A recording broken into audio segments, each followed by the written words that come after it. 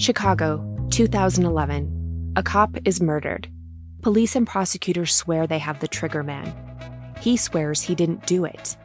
How far will each side go to prove they're right? Like it's just one bombshell after another, where you're like, what? The story of a PlayStation, a brain-eating amoeba, and the relentless pursuit of justice. Off Duty, out now. Listen wherever you get your podcasts.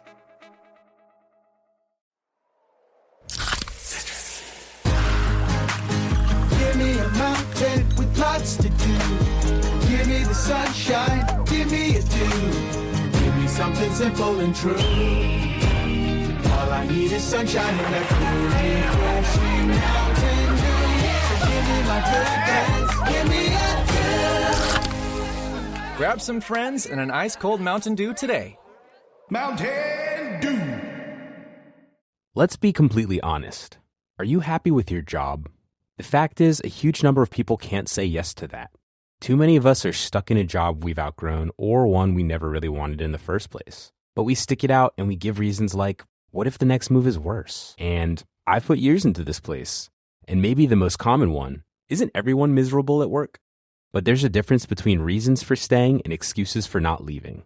It's time to get unstuck. It's time for strawberry.me. They match you with a certified career coach who helps you get from where you are to where you want to be, either at your existing job or by helping you find a new one. Your coach helps clarify your goals, creates a plan, and keeps you accountable along the way. Go to strawberry.me/career and get 50% off your first coaching session. That's strawberry.me/career. Hello and welcome back to the Psych Legal Pop Podcast. This is a podcast where we talk about popular culture through the lens of an attorney and a therapist. I'm the therapist, Tess Brigham. And I'm Brooke Brigham. I'm the attorney. And we are back with And Just Like That. This is season 2, episode 4, Alive! Explanation point. Vivant. I love how everybody knew exactly that vivant was a French for alive. I wouldn't have known that. But I'm going to tell you exactly what I thought when I watched this, because last time you mentioned that you watched the show twice. So I thought to myself, I was having lunch on, I think it was Friday. And I thought to myself, well, you know what? I'm going to watch the show and I'll watch it twice. So I didn't take any notes. I'm eating lunch on Friday. And at the end of the episode, I thought to myself, oh, God, I'm going to have to watch this again. And then my second thought was, what is this show? What is happening here? I was promised sex. I know. I was promised good sex. And this is what I got. I'm not getting the good sex that I'm wanting. I've come to the conclusion, I just have to accept the fact, this is not the old show. And it's never going to be. Yes. And that's the thing. We're all longing for, the sex in the city. And that just doesn't exist anymore. These characters, that's just not where they're at. Mm-hmm. This is a completely different show. And our expectations are just going to have to shift a little bit. Yes. And I do understand that. I understand that they took Sex in the City and they broke it. This is what Michael Patrick King has said on the podcast. And I get that. I do. And that these characters are older and they have evolved. And I do understand that as well. But, and I understand they want to explore other topics. But at the same time, I really, really feel like you've got to make your protagonist, Carrie, less of an asshole. Because I feel like she's becoming harder and harder to like. Yeah. I'm finding her, and I guess maybe I know that was always, again, when the younger generation started watching Sex and the City, they were the ones that started to point out, like, what an awful person she was. Right. And we thought she was so cool. But yeah, when you watch it back, you're like, God, oh, yeah. She's so self-centered. Yeah. And here's what's bothering me about Carrie in this season, is she is just so... like, she just doesn't seem to give a shit. All of a sudden, she's kind of prudish. Yes. She's like wincing at all. sexual talk, she's wincing at it. Yes. And she's like, oh, God, and this is a person in who a was, very judgy way. Yeah, a person who was a sex columnist and just recently had a podcast called Sex in the City. And she's acting like a prude. She doesn't want to talk about vaginas. She doesn't want to talk about menopause. It's like, who are you? Well, and in a very judgmental, rude way. It's one thing to maybe it's not your cup of tea. That's fine. You don't want to use a strap-on. You don't want to use these this particular product. That's fine. But you don't need to be judgmental and shame other people in the process, Carrie. I know. She just, everything. She's just like, oh, God, well, I don't want to hear about that. And there's something to be said for the fact that I think what's becoming very glaring is that way back when she was in her 30s and she was a single woman who, just loved to shop for shoes, and she wrote this column, and she had these friends, and she wanted to look fabulous, and she was into fashion and all of that. There was something about that life, and it was like, ooh, how fabulous. But now that she's in her 50s and you kind of look around, it's like, you know what? What is your life? What is your life? Yeah, what are you doing with your life? What are you doing? It's like you have way too much time on your hands that you are so worried that this woman who, I'm sorry, is kind of a very accomplished person, you've misinterpreted what she said to you, and this becomes your entire world is this one thing.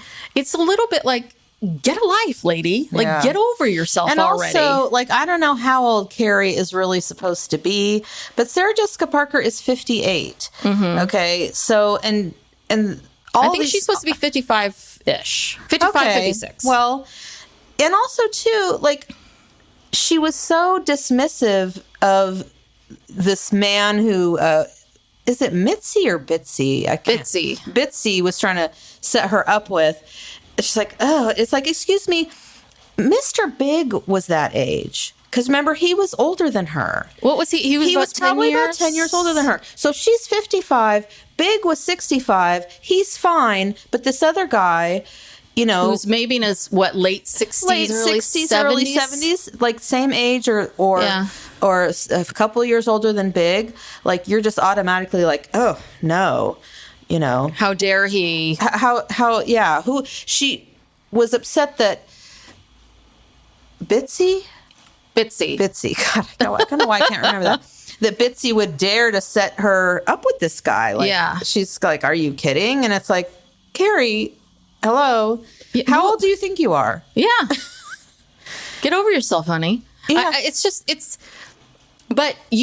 There is, again, I think that when you're in your 20s and then in your 30s, there is something about okay, fine, your life is this, but you look at Miranda, you look at Charlotte, it's like, yeah, they've got a lot on their plate. They've got a lot going on because they have kids, they've got lives, they've got their careers that they're pursuing.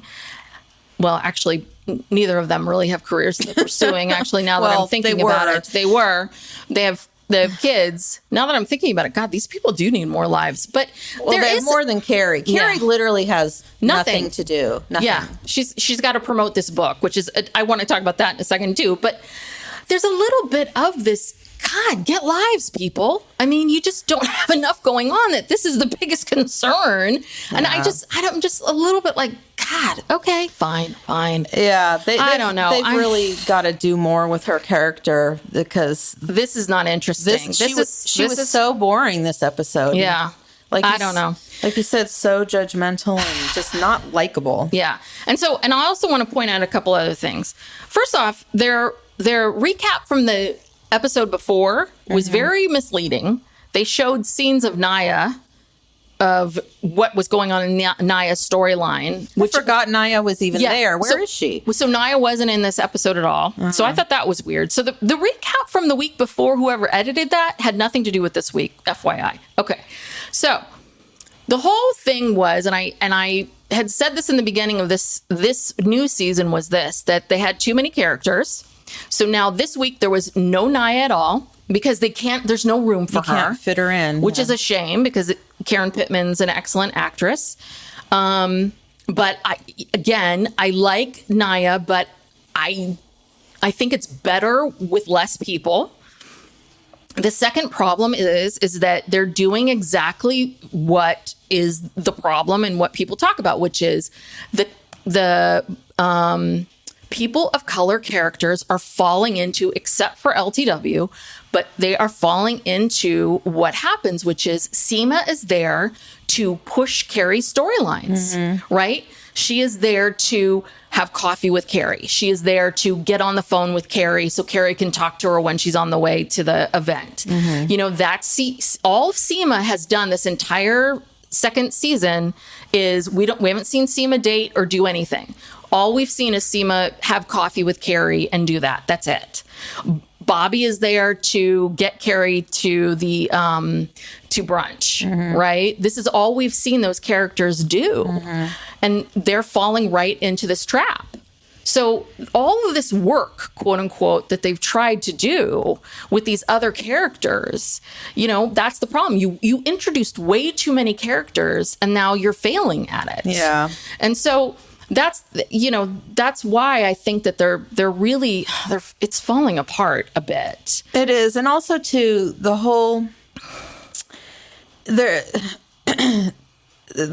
trying so hard to be woke, politically correct, whatever you want to call it, that it's having kind of the opposite effect. Yeah. It's making it worse. Yeah. Because it's I don't know how to explain it, but it's just, it should have been more organic, I guess, or something. I don't know. It's just, I'm watching it and I'm like, God, I miss it when it was just the four of them. And they were, you know, and they each had, every episode, they had their storyline, and then they'd get together in the coffee shop or, you know, whatever. I don't know.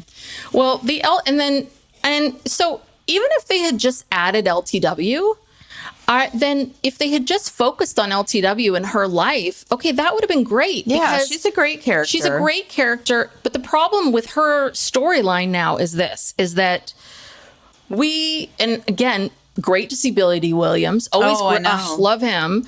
But the thing is that with her mother-in-law and with Billy D. Williams, and you hear about how, they hate each other and, you know, this 20th anniversary. I want to find out more about that. Yeah. It's a little bit of like, what's hard about that is it's like, okay, so I can understand why they don't like each other, but it's so, well, let's dig into that. It would have been nice to know, or if we knew more about these people and their histories of like, well, tell us more. Why is the mother-in-law the way she is? Right. Like, she's so one-dimensional right now, but we all know that there's a reason why she is so hard on. Well, hopefully it's coming. Yeah. Hopefully they'll get to it. But at some all point. we've seen of this person for, you know, a season and a half is this one way.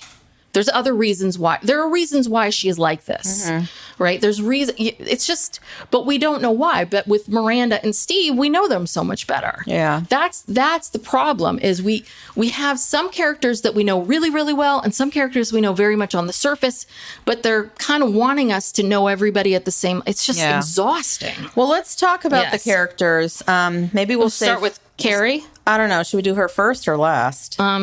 Let's do her first, since all the other stories kind of revolve. Yeah, well, we've already talked about how she's, well, let's just tell what the main storyline is that Carrie runs into Enid Frick, who was her, she was one of the editors at Vogue, and as we all know, from the Sex and the City character from the series. And so Enid got booted from Vogue after she got the golden parachute after 20 plus years.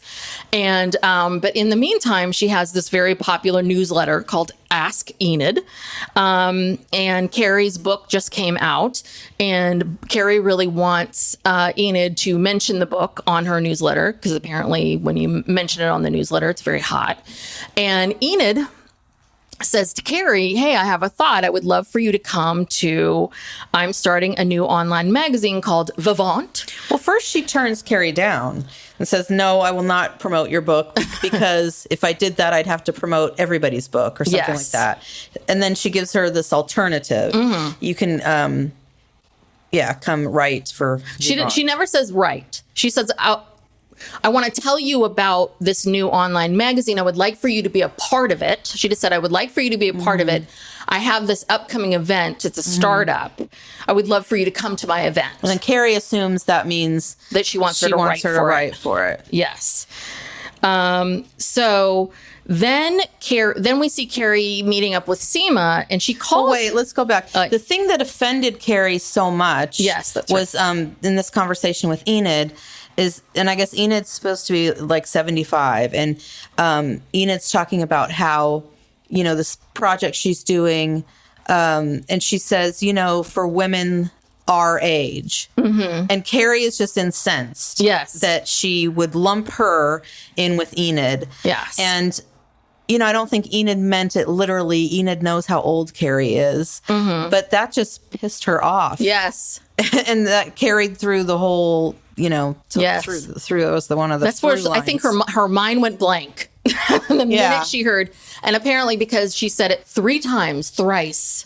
She said it 3 times, women our age. And the big thing being that women our age are ignored by the media, and we all know this to be true, which is that women, once they get past the age of like 35, or 30, that they are pretty much ignored by the media and ignored by the world. Starts happening that early. I mean, 40, 50? I think around 50. I think 50 plus, it gets really bad. Yeah.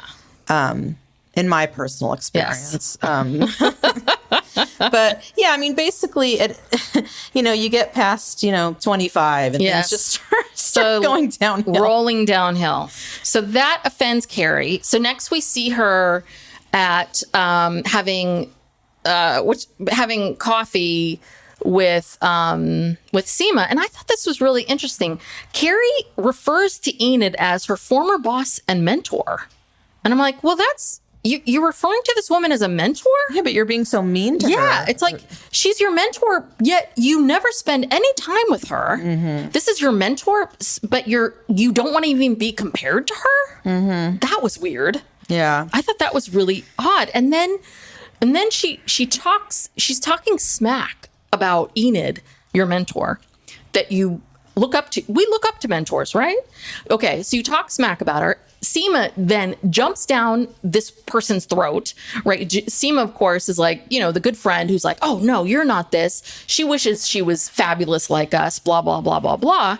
And then once Seema finds out who it is, Seema's like, oh, wait, ask Enid? Oh, my God, she's fabulous. She's wonderful. It's like, who are you people? Like, 1 minute she's this old hag, and then the next minute she's great and wonderful. And it's a little bit like she's like, you've got to go to that. Yeah, event. you've got to go to that party, and you've got to get on that list. It's a little bit like, so what is the point here, people? That okay, when she was just an old loser, she's old hag. But if you're old but a former editor of Vogue, well, then you're fabulous. Like, what is it? What is it? Do you support other women? If you're old, then you're old. What are we trying to say here?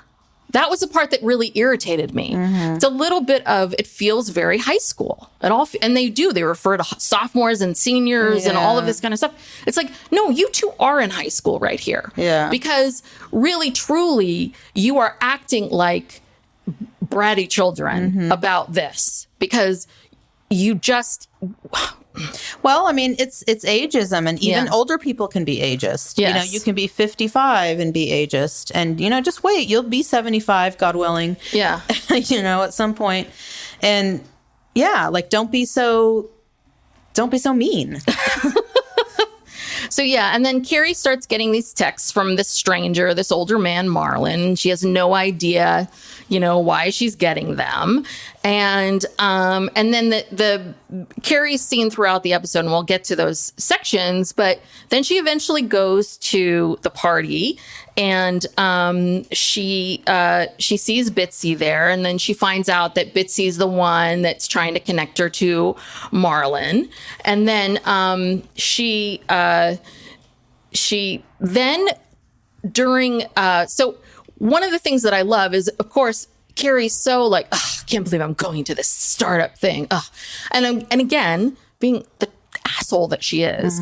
She, of course, sees a few women with walkers and she's so disgusted by it. But then she sees Gloria Steinem and then changes her tune yet again. So because, oh, now I want to be here. Now this is a fabulous party. Now this is a good thing. Now Enid's special. So it's just, it's like if whatever narrative suits Carrie. Yeah. in the It's just moment. like now Enid's not so pathetic because, you know, it's exhausting. So, and I think that this is part of this is what is, I feel like is missing from this show is this, is that this ageism issue in the old show, what made the old show really interesting is this ageism issue would have been something that would have come, like, something like this would have happened. They would have brought it to the brunch table and all the women would have talked about it. Yeah. Like Miranda would have talked about it. And they'd play devil's advocate Yes. and bounce it off each other so it's not just so one-sided. Yes. Yeah. Because what we're seeing here is, you know, like Miranda would have said, well, hold on a second. You know, you're 1 minute you love her and now you hate her because of this, and this. I mean, nobody's calling. There's nobody there to call Carrie out on her shit. Yes. Basically. And that's what I think Seema's not doing it. Yeah. And I think that's what helped her in the original show was these different viewpoints, different ways of thinking about things. And I think that's why the show feels very weird and very odd and why I think this is why we feel so disconnected from all of it. And I think that was in that moment. Like when she saw Gloria Steinem and her tune changed, I was like, that's when it hit me. Like, it was like, oh, this is why. Like, there's no counterpoint to any of this. Yeah. So anyway, and then she Bitsy keeps forcing this Marlon on her and she sends her a dick pic of this guy. Yeah. This is the kind of sex we're getting. Yeah, this is A dick pic from a 70-year-old. Yes. And then, so finally, Carrie gets to talk to, and the look on Carrie's face when she gets that dick pic. Again, she's all grossed out. But the look of, it's like a school marm, like rude. Yeah. So mean. So mean. So she finally gets to say to Gloria Steinem how wonderful she is and all of that. And she takes a picture with Candace and with Enid and Gloria. Enid wants to look at the photos. She swipes. She sees the dick pic. She says, wait, that's my boyfriend. So it turns out Enid is also dating Marlon. Not also, but is dating Marlon. She's offended. But it turns out that what Enid really wanted from Carrie was not to write for Vivant, but that she wanted her deep pockets because Big is dead and Carrie has a ton of money. And Big must have been pretty rich because she tells her she wants $100,000. Yeah. And she PayPals her. And Carrie, I guess, and Carrie smartly says, well, if you put my book on Enid, Ask Enid. Ask Enid. The other thing about this book thing is, Carrie, you're with a legit publisher. I mean, yeah, publishing's hard, but the publishers should also have a PR team for you. Well, it's like you're putting this all on you to promote it. This is fake. I mean, this is for the show. And then one of the worst lines in, you know, the history of this franchise, Carrie says, and just like that, we became PayPals. I know.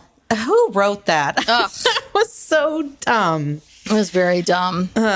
They're really stretching for these and just like that. I know. Well, Carrie's insufferable. She's insufferable. And she was also insufferable when she went with Miranda over to you want to talk Che's about new Miranda place. next? Yeah. Let's talk about that. Well, okay, first I guess we have to back up. We have to back up a little bit because Miranda's back in Brooklyn. She's staying at the house. Steve has taken up, boxing. He's all ripped and cut. Looking good. It looks great. Well, did you listen to the podcast, the Writers Room podcast this week? I think so. So that I will say that's one thing.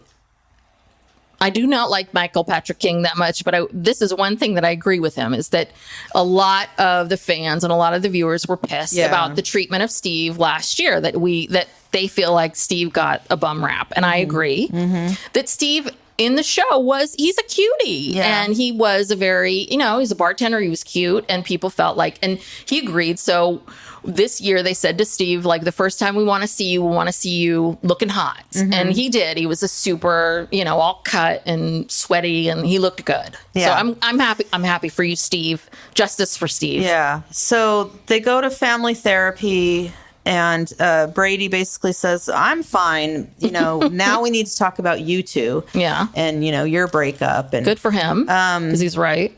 Yeah, but I don't know. That was all kind of unsatisfying. Because it was. Nothing really happened. And Miranda offered to get her own place. And then Steve said, no, I'll get a place. And she says, thank you. And then Brady says, and I'm not going to go to college in the fall. And Miranda, I don't know why. Again, she just kind of said, oh, okay. But of course, she's very pissed about that. Yeah. But then that nothing really that's all that. Nothing comes of that, you know. Then the next scene, Miranda is with Carrie. They're going to Che's new place, and she's mad about what Brady said. But then it just drops it. Yeah. And so apparently Che Pasa has wrapped its pilot. No, hold on, or whatever it was. But I'm with you. I was looking forward to this therapy scene, and I appreciated that they did not get some white man with a beard. I'm very happy they picked a young that woman looked like she was barely old enough to I be know, a she was very therapist. young. I was kind of like, okay, but I was glad they didn't kind of go to the old trope of a therapist or make her really weird and flaky. I was like, oh, thank God. But she did seem kind of young. But I could kind of understand if they picked someone for Brady, that they picked someone kind of young. I was like, okay. But yeah, I'm with you on that it felt very unsatisfying, because I don't think that Steve, in the state of mind that he was in, would have reacted that way. I think that Steve would have said something more. Do you know what I mean? I think Steve would have wanted more of a resolution. I don't think that Steve would have been in that state of mind. I think Steve would have been like, yeah, let's talk this out. Yeah, they didn't talk about anything. They didn't talk about anything. They talked about nothing, and then Brady just drops this bomb, and then that's it. I understand Miranda being in this position of, I don't feel like I can say anything because I blew up all of our lives. I understand her being like, I can't say anything because I'm the bad guy, but I don't, and I understand Steve's point of view. Because maybe Steve didn't go to college. So I can understand Steve being like, whatever you need, Brady, it's not so important, all of that. But I don't understand Steve not saying anything else about their lives and what they want and Miranda and moving forward and any of that. The whole scene felt very weird. Like, why are we here? The whole point of that scene was to get that Steve's going to move out and Brady's not going to college. Yeah. It was weird. It was weird. Yeah. So anyway, moving forward. Yeah. So Che is back in New York, and I guess what's his name? Lyle. Her husband. Their husband drove them across country. I don't know why.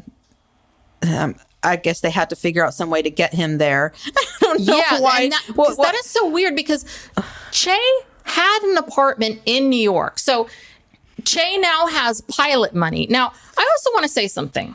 This pilot has not been picked up. Che has pilot money. Pilot money for Che is like not a lot of money. Like the pilot, like you don't really start making serious money until your pilot is picked up and you get ordered for 13 episodes. You're analyzing this like this is real life. I'm just saying that Che has no business upgrading their life like this yet, unless the show is picked up. Okay, yeah, I'm just saying they shouldn't have. This makes no sense. They shouldn't have given up their old apartment or whatever. But they did, and they just needed to get Lyle here. But none of this makes sense. They needed to get Lyle to New York so they could have a failed threesome. Okay, got it. So Carrie again starts her wincing at everything, and she's claiming, "Oh, I'm only staying for a minute," or she's just very like, "Well, then why are you here? Why are you here? What did you come here for?" And so Miranda and Che have to go make out in the bedroom, which is so tacky. It's so gross. And how old are you people? Exactly. Miranda acts like a 15-year-old who hasn't seen her boyfriend in a week or something. Mm-hmm. You know, it's like, calm down, you know?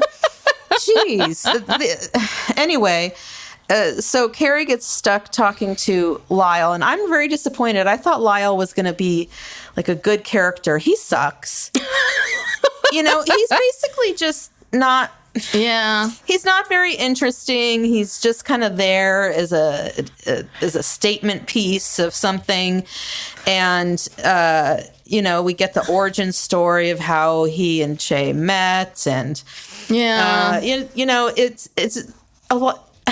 And again, it's just like to reinforce, like, Che's a free spirit, and, you know, also, Che does crazy things and lives life on the edge and blah, blah, blah, blah, blah, blah, blah, blah. But also, too, Che basically told, so, you know, yeah, they just randomly get married, don't really know each other.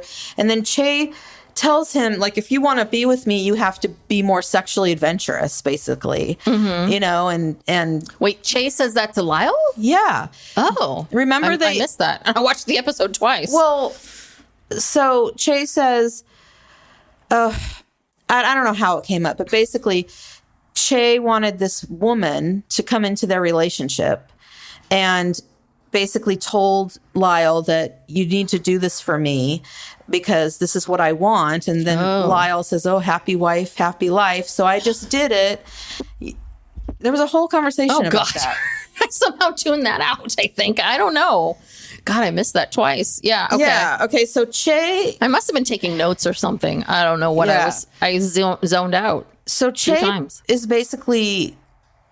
whatever Che wants, Che gets. And then later that evening, Lyle's passed out in bed, and all three of them are on this bed. And Che wakes up and she starts touching Miranda, and then all of a sudden Lyle is up, and you know, and so they start doing things, and then I will say, hold on real quick. I will say that one moment where Lyle joins in and Che says, are you cool with this? And Miranda has to decide whether or not she's cool with this. That decision making, I have to say that was pretty funny, of like, am I cool with this? And, you know, do I want to do this? I thought that was pretty funny. It was kind of clever. It was, but it was interrupted by Che basically doing their sexual bullying again, because Miranda clearly is not ready for this right in that moment, and she's running through all these things and saying them out loud, and then Che says, well, the more you talk, the less hot this is. And so it was sort of, it felt like an ultimatum, like you bet you need to do this. And then Miranda does or tries, and then, you know, she gets a Charlie horse and has to leave. But it was the clunkiest, most awkward thing. And I don't know, Che is just, they're just kind of gross to me sometimes, you know, with all this, like, this is how I am, and you got to fit in with me. Che, what has Che ever done for Miranda in any way, in terms of compromising, in terms of anything? She's I just find that character it's really selfish. Yeah.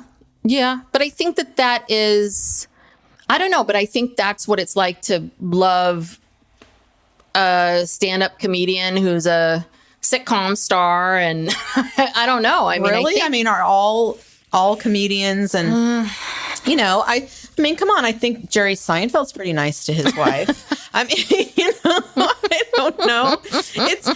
But that's part of their persona, that they use that to get away with bullshit, basically. Like, this is just who I am. Yeah. You know, I don't care how you feel. You have to fit into my world. Well, yeah, that might be how it works. I mean, maybe this is who, this might be the harsh lesson that Miranda learns. Yeah. Through all of this. That maybe this is who, that maybe this is, and maybe this is what's going to happen.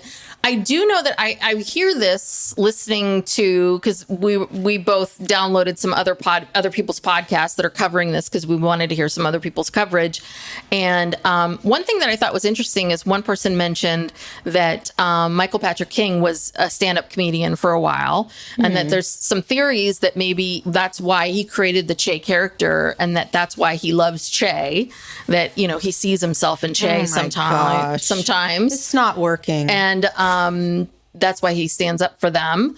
And another criticism that I've heard, not from these podcasts, but from other people, is that one of the pieces is that this, with creating this non-binary character is to make this non-binary character so sexual that it's kind of muddying the water, that non-binary has nothing to do with sexuality, and that.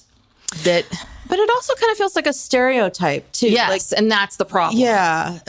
Just because this character is not a cisgendered person, they have to be super sexual. Yes. I don't like that. And that non-binary has got nothing to do with sexuality. Mm-hmm. It's gender and sexuality are two different things. Mm-hmm. So I don't know. And a lot of people also have said, though I can't really tell, I don't know, I'm not great with reading this very well, but that there's not a lot of chemistry between Miranda and Che.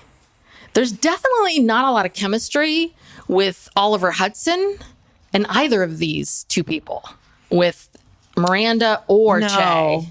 And I don't get a vibe with any of these people. No, none of it's believable. Yeah, that was the clunkiest, most uncomfortable threesome I've ever seen. Yeah. I was just like, ooh, this needs to end. I'm not happy. I'm glad it ended when it did. That's why when I said I was promised sex, I was like, yeah, there's sex in this, but I don't know. I mean, really, honestly, Come on My Tits was the sexiest thing I saw. I mean, I don't know. And even that was a little bit much, Yeah, I don't know where this is going, but I do think that Miranda is just right on the precipice of realizing that Che's not all that. Mm-hmm. That Che really is all about Che, doesn't really care about Miranda. If Miranda wants to come along for the ride and she can fit in, great. But Che's going to do what Che's going to do. And Miranda has work to do on her family. She needs to be doing something more that's more important. Mm-hmm. So I hope that's coming. I'm sick of Che, but you're right. I don't think Che's going anywhere. I think Che is a standalone character because I don't know. It just feels more like Che is not an ancillary character in the way that Naya or LTW or Seema. Uh-huh. But nobody likes Che. No, nobody who's watching this show likes Che. But yeah, but I mean, listen, I don't think Che Pasa is going to go, because if Che Pasa goes, then Che's gone. Yeah, because Miranda's not going to go back to LA. I mean, she can't go back to LA. Then it creates this problem of Miranda being gone. Yeah. And now we're back to... They can't have Miranda gone. No. So. No. They all have to be in New York. So. Yeah. If Che's going to stay on the show, then, yeah, the pilot is not going to get picked up. Or the pilot... Well, yeah. No, the pilot can't get... Yeah. The pilot can't shoot in New York either, so... Anywho, let's go to... You want to do Charlotte or LTW? How about Charlotte? All right. So, Charlotte's storyline is the kids go off to camp, and she and Harry are just so super excited to have alone time. Now, I would like to point out something. Harry is a very successful, high-priced divorce attorney, because I would also like to point out that while Charlotte got that apartment through her divorce, they still have to maintain this lifestyle, right? So that means Harry has to bring in big bucks every year. How is Harry able to just 2:00 in the afternoon or in the morning be able to see his kids off? Do you know what I mean? I love how these men... This is a fantasy. Yeah, I know. And same with LTW's husband. He's like in finance. Yeah, I love how all these husbands can just be here. They can show up for everything. Yeah, that's not realistic. That's not realistic. Okay. But and have sex during the day and just go home like a high-priced divorce attorney just has loads of time. Well, although I have to say, like, I've seen dads like that who had...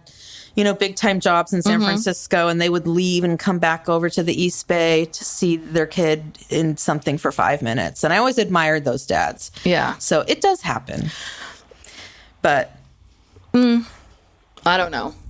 Okay. I don't know. I'm sorry. I've seen it. Okay. Seen it happen.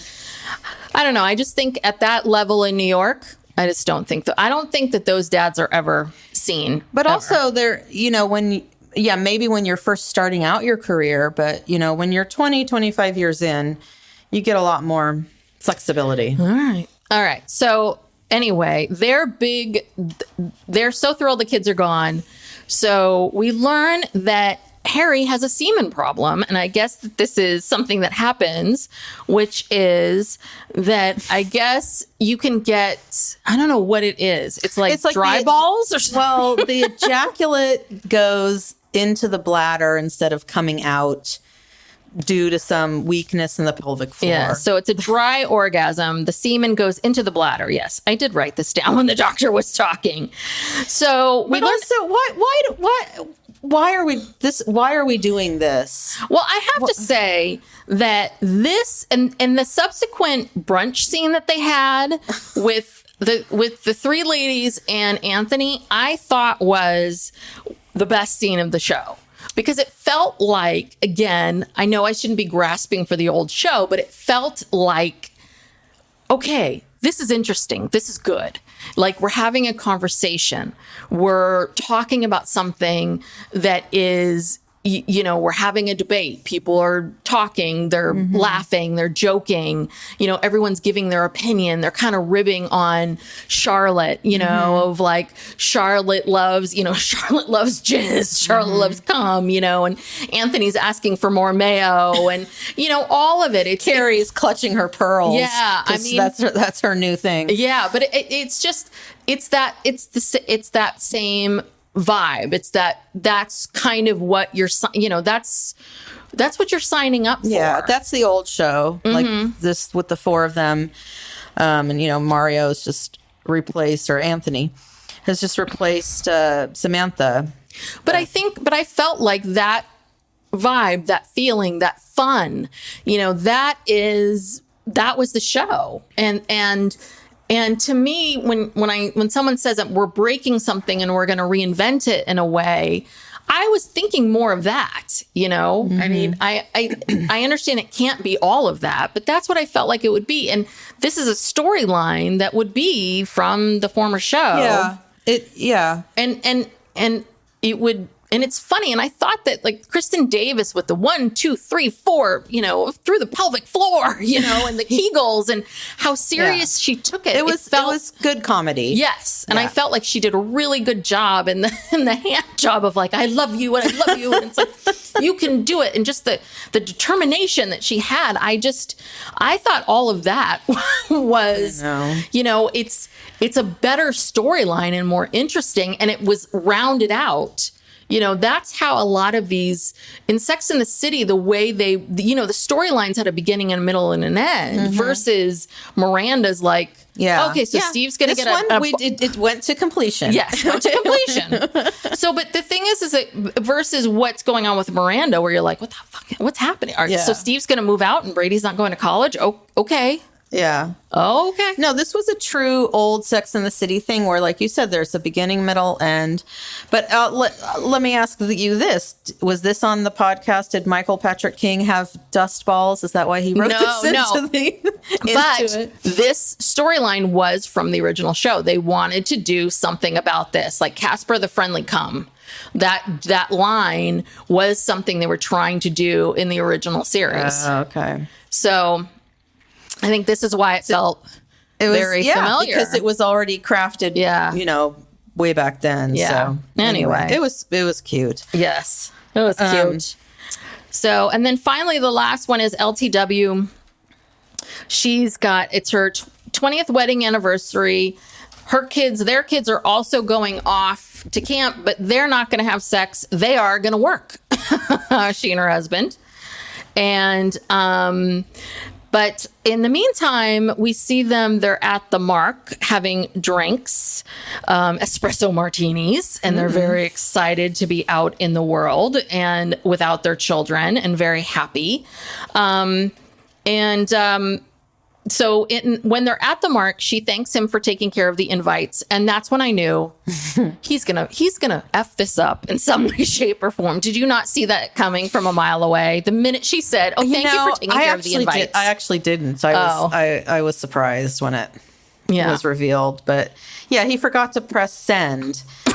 So the only people who showed up were people they invited in real time, I guess. So we already had heard that her mother-in-law and LTW's father don't get along. So her father is the legend Billy D. Williams, who is a playwright poet.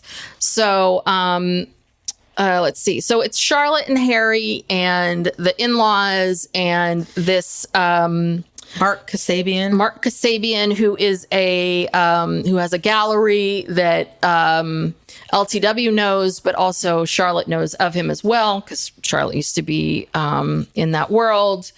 Who else was there? Anybody else? I think that was Oh, God, I think that is it. Yeah, and Mark Kasabian just happened to be there because LTW saw him that day and invited him in person. So they plan this huge 4-course meal for 30 people, and then there's only a few of them there, and so we see this big fiasco happen. And so it's just a whole giant big mess, and in the midst of all of it, it becomes this fight between LTW's father and Herbert's mother about I don't know. Well, their main issue is that Herbert's mother thinks that LTW should basically just be a housewife. Yeah. And should be home taking care of the kids. And then another wacky thing that happens is LTW was supposed to order the cake and she completely forgot. So there's no cake. And so Eunice says, well, in my day, I wouldn't have forgotten the cake because I would have made it myself and I would have done. She wants Lisa to just be a housewife, to cater to her son and her grandchildren. And she doesn't agree with her working, I guess, at all. And so then her father stands up for her and says, but she's an artist and she does all this brilliant work, and why shouldn't she be able to? So I guess that's the beef. Yeah, is that they have different ideas about what role she should have and how their marriage should be. And and the other beef is that Billy D. Williams, he's a playwright poet, and LTW is a filmmaker, and Herbert works in finance, and I assume that Herbert's father, Eunice's husband, also maybe worked in finance. So there's sort of this money versus art. Like corporate greed. He says, all you do, so Billy D. Williams says, I don't know the name of the character, Mr. Todd, says, all you care about is the money, and you don't do anything if it's not for the almighty dollar, and you worship money. So he thinks that Herbert is a sellout. Yeah. And so Lisa feels like LTW feels like she has to defend Herbert. So she says, well, you know what he's going to do? He's going to run for comptroller, where Herbert said, I don't think I'm going to run. We just don't have time for this. And so that's the big announcement. So I assume this is going to play out throughout the series as it runs for comptroller. I want to see more of these in-laws and more, get more to the story. Yeah. So that's the thing, right?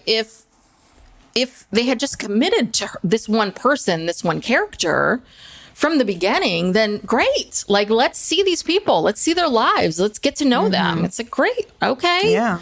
I mean, she's beautiful.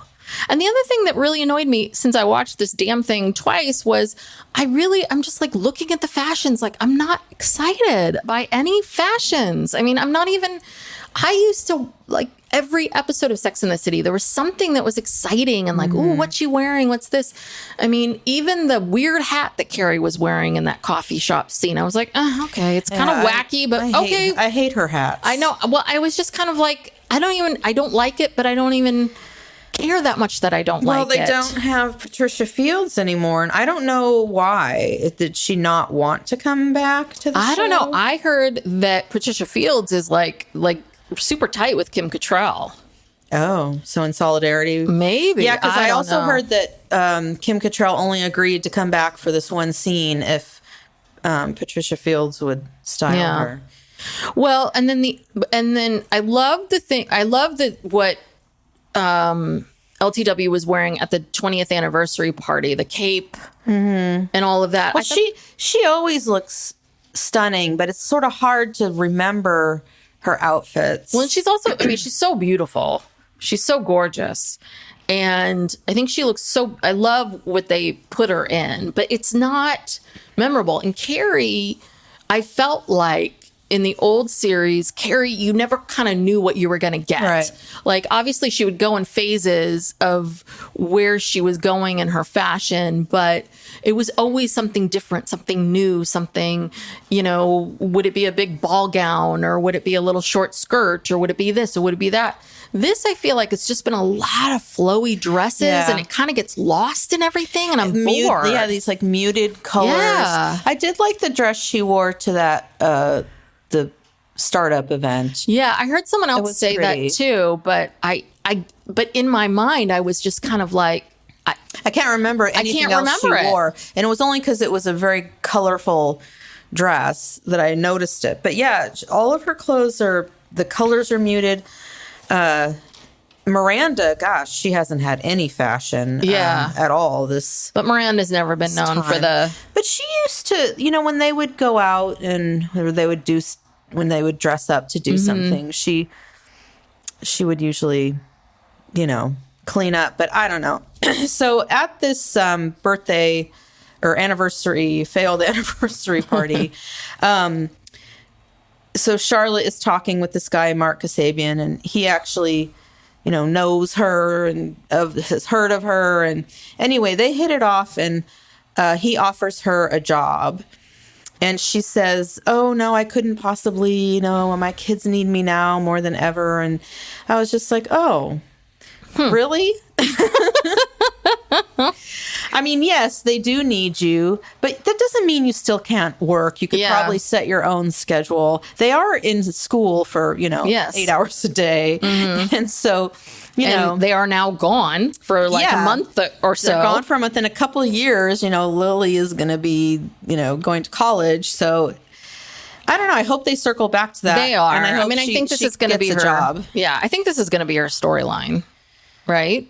I don't know. I saw some clip of where she was saying that she's become Rock's manager or momager or something because Rock is trying to be an internet, excuse me. And I don't know, Rock is trying to do something online and Charlotte is her manager. Oh. I don't know. There was a clip about that. So I don't know where that's going.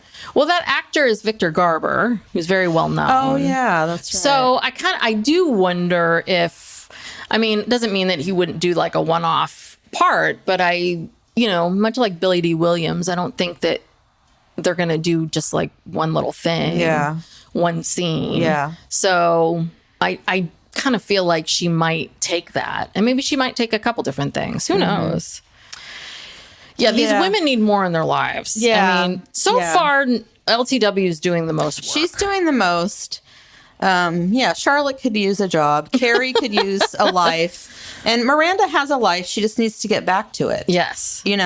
And what happened to her getting her master's degree? Oh, yeah. Did she just drop that? Well, you know what? It's summertime, technically, on the show. It's summertime. Yeah. So she gave up that very exciting internship to follow Che. Yeah. And really, in real time here, it's only been a couple weeks or whatever. So, yeah, it should be fall soon. So she should be going, back to school. Mm-hmm.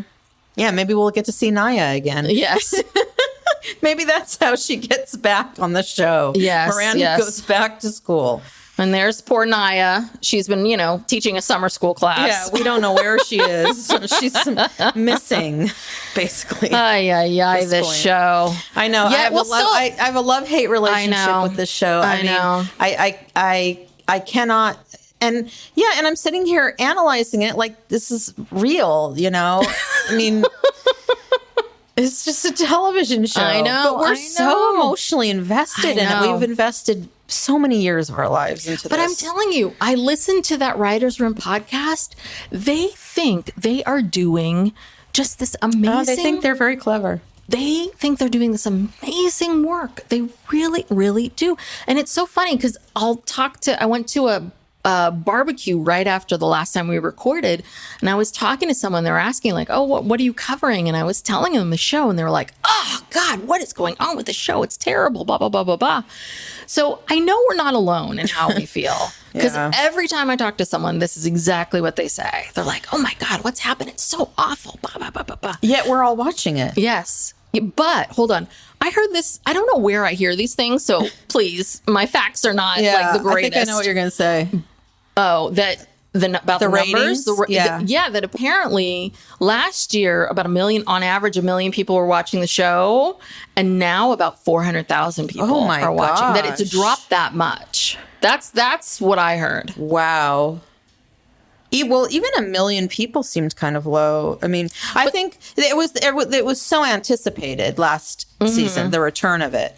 And then when it was kind of disappointing, I think a lot of people just dropped off. Yeah. And it just were like, I'm not going to. I think, and I do. And I see people talking. I do see a lot of people saying, yeah, I just stopped watching it.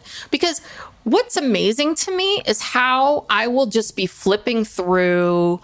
I was like, last night I was on Amazon Prime and I was just flipping through. And I'm like, oh my God, I've never heard of this show before. And I'm like, who's in this show?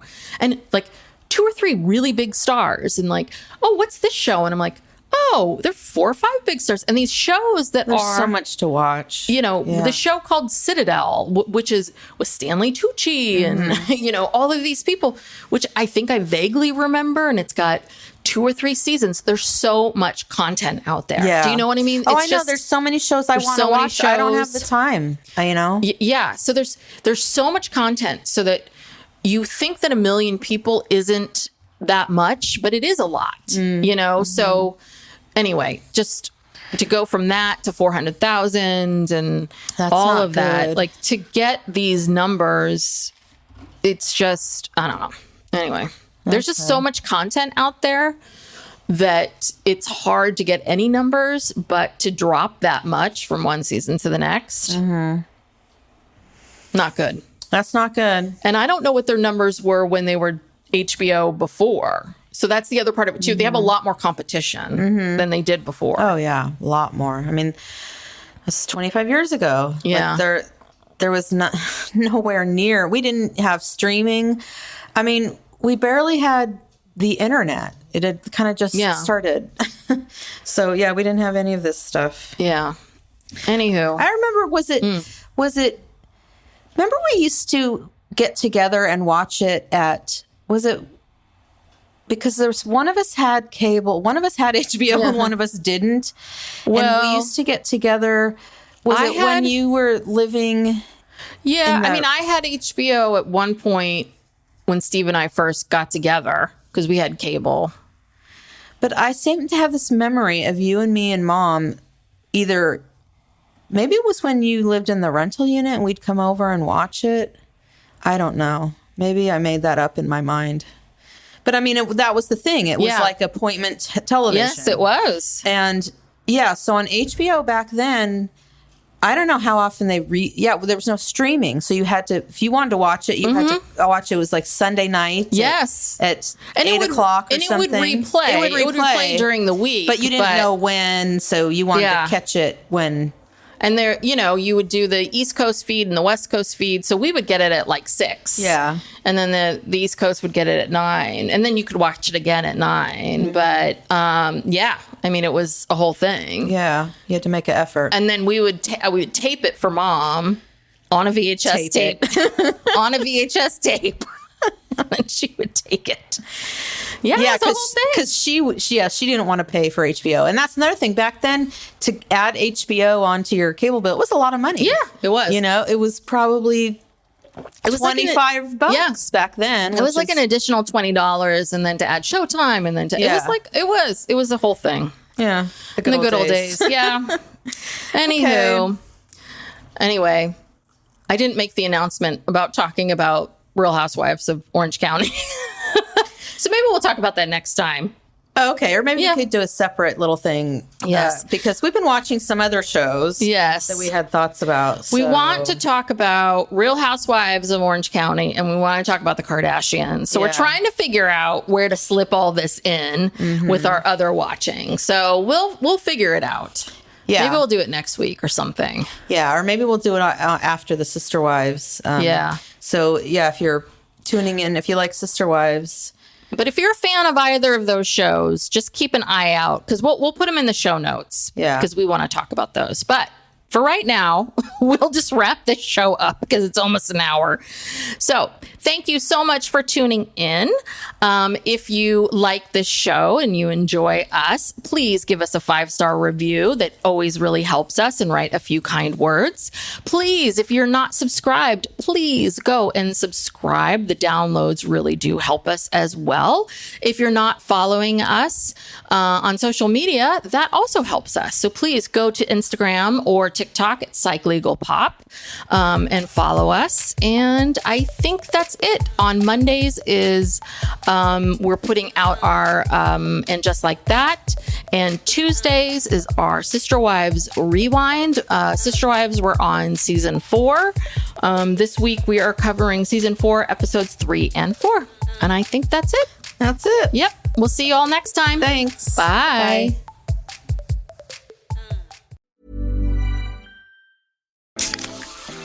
Pepsi Prebiotic Cola in original and cherry vanilla. That Pepsi taste you love, with no artificial sweeteners, only 30 calories, just 5 grams of sugar, and 3 grams of prebiotic fiber. That great Pepsi taste with even more to love. Pepsi Prebiotic Cola. Unbelievably Pepsi.